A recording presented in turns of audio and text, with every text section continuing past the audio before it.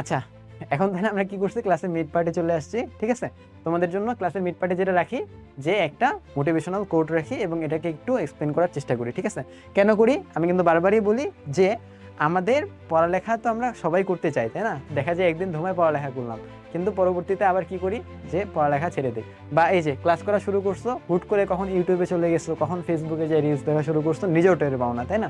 তো এই জিনিসগুলো থেকে বের হওয়ার উপায় কি, যে তোমাকে সবসময় একটা কি করতে হবে, ট্রিগার দিতে হবে, তাই না? তোমাকে একটা ধাক্কা দিতে হবে। তো সেই জন্যই আমি ক্লাসের মিড পার্টে এই জিনিসগুলো রাখতেছি, যেন তোমরা পড়ালেখার ফ্লোটা ধরে রাখতে পারো। ঠিক আছে, তো দেখো আজকে এখানে কি লেখা, যে success is hidden in your daily routine. ঠিক আছে, তাহলে তোমার রুটিন এটা যে কত পাওয়ারফুল জিনিস, তুমি যতদিন পর্যন্ত রুটিন করতেছো না, রুটিন অনুযায়ী তোমার লাইফ লিড করতেছো না, ততদিন পর্যন্ত তুমি কিন্তু বুঝতে পারবা না। ঠিক আছে, যে এই রুটিনটা আসলে কত মানে পাওয়ারফুল একটা জিনিস। ঠিক আছে, তুমি যদি প্ল্যান করো, ঠিক আছে, যে আমি সকালে 2 ঘন্টা পড়বো, ঠিক আছে, জাস্ট প্ল্যানটা করার কারণে তুমি যদি টেবিলেও বসে থাকো 2 ঘন্টা, ঠিক আছে, মানে ওই 2 ঘন্টা আমি ফোন নাড়বই না, যা হয়ে যাক, ঠিক আছে, আমার পড়ালেখা না হোক সমস্যা নাই, কিন্তু আমি ফোন নাড়বো না ওই 2 ঘন্টা। ঠিক আছে, তো এমনি যদি একটা রুটিন বানাও, ঠিক আছে, যে আমি রাতে ঘুমানোর আগে এটা করব, ঠিক আছে, তারপর মনে করো দুপুরে আমি রেস্ট নিব এতক্ষণ 30 মিনিট, এর থেকে বেশি আমি রেস্ট নেব না। ঠিক আছে, তারপরে আমি কি করব, পড়তে বসবো। ঠিক আছে, আমি স্কুলে যাব এই টাইমে,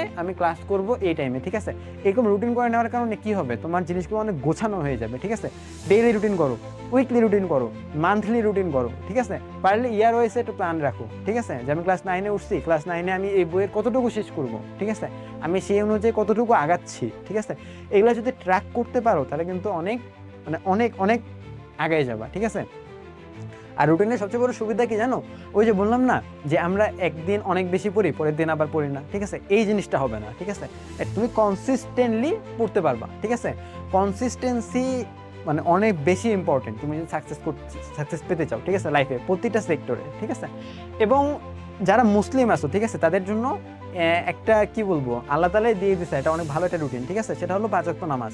যারা এই 5 ওয়াক্ত নামাজ মানে ঠিক মতো মেনটেন করতে পারবা, বাকি লাইফ এমনিই সুন্দর। ঠিক আছে, মানে জাস্ট মানে আমি 10টার সময় পড়তে বসবো, 3টার সময় পড়তে বসবো, এরকম না করে বলো যে আমি ফজরের পর পড়তে বসবো, জোহরের পর পড়তে বসবো, আসরের আগে একটু ঘুমাবো, আসরের পরে এটা করবো, এশারের আগে এটা করবো, এশারের পরে এটা করবো, তোমার লাইফ অনেক বেশি সুন্দর হয়ে যাবে। ঠিক আছে, বিশ্বাস করো, অনেক বেশি সুন্দর হয়ে যাবে। ঠিক আছে, তাহলে যারা মুসলিম আছো তারা নামাজটা ঠিক মতো পালন করবা, আর যারা নন মুসলিম আছো তারা তোমরা কি করতে পারো, রুটিনটা একবার করে দেখো। ঠিক আছে, রুটিন করে রুটিন অনুযায়ী লাইফটা লিড করে দেখো, দেখো তোমাদের কত মানে হেল্প হয়। ঠিক আছে, জাস্ট বললাম, বাকিটুকু তোমাদের ইচ্ছা যে তোমরা করবা কিনা।